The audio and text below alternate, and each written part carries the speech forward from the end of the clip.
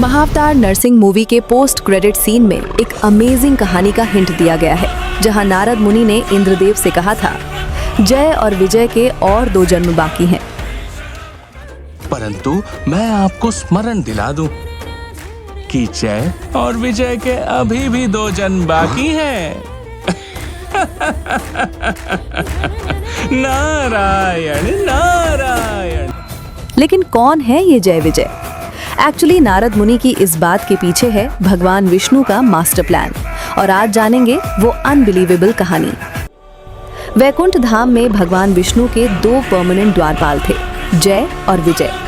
वे कोई ऑर्डिनरी रक्षक नहीं थे, बल्कि इटर्नल सोल्स थी, जो युगों युगों से वैकुंठ के द्वार पर पहरा देते थे। वे थे बहुत ही पावरफुल और भक्तिमान, और वैकुंठ की सिक्योरिटी की जिम्मेदारी उन्हीं पर थी। एक दिन चतुस्सन कुमार भगवान विष्णु से मिलने के लिए वैकुंठ में एंटर करने की कोशिश करते हैं।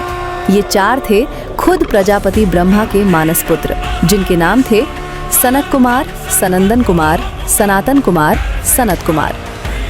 ये किसी फिजिकल रिलेशन से जन्मे नहीं थे, बल्कि ब्रह्मा के यज्ञ, तप और तपस्या से इनका जन्म हुआ था। बहुत ही ज्ञानी और इमॉर्टल इन चतुस्सन कुमारों से खुद देवता भी उनसे नॉलेज की शिक्षा लेते थे। इन चतुस्सन कुमारों को 5 साल के बच्चे जैसा दिखता था, और वे बच्चों की तरह ही कपड़े पहनते थे। इसलिए जय और विजय ने उनके एंट्री में रोक लगाई, तो एंग्री चतुस्सन कुमारों ने शाप दे दिया, तुम अपना धर्म भूलकर मृत्युलोक में राक्षस बनकर जन्म लोगे।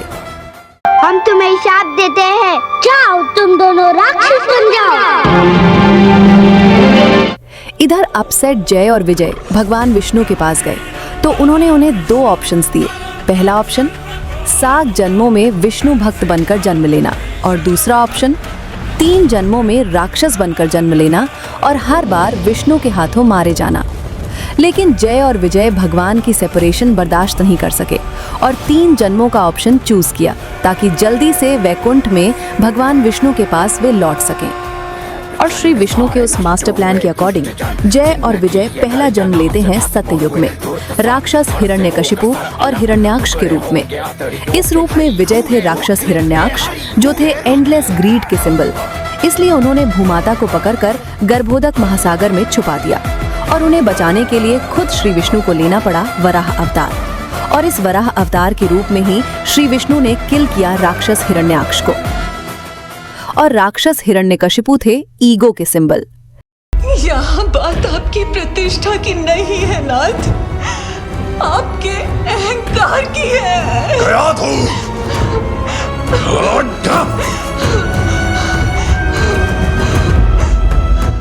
इसलिए उन्हें किल करने के लिए श्री विष्णु ने नरसिंह अवतार का रूप लिया, और इस जन्म में श्री विष्णु ने लेसन दी, ईगो और ग्रीड इंसान का डिस्ट्रक्शन कर देते हैं, और केवल प्रहलाद जैसी प्योर भक्ति ही सेल्वेशन का रास्ता है।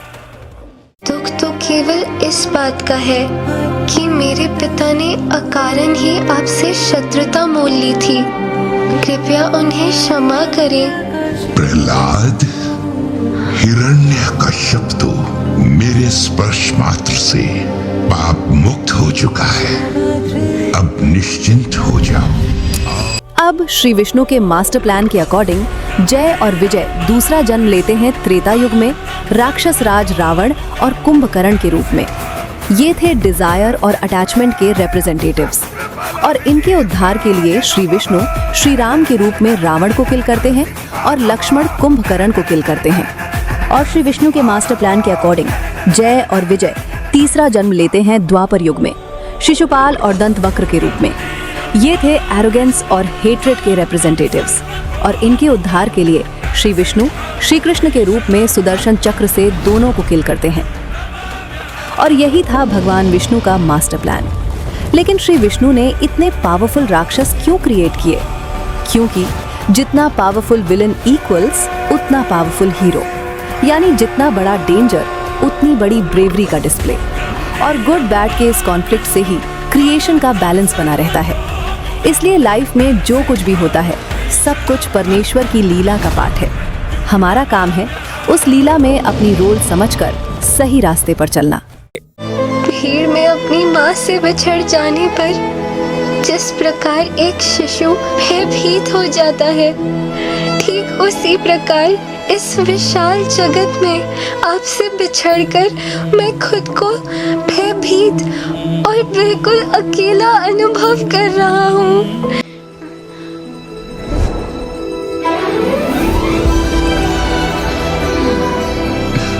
लो, तुमने बुलाया और मैं चला आया।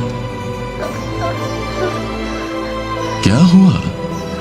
कुछ बोलोगे नहीं? तो ये थी जय और विजय की कंप्लीट कहानी। महावतार नरसिंह मूवी के पोस्ट क्रेडिट सीन की ये एक्सप्लेनेशन कैसी लगी कमेंट में बताएं।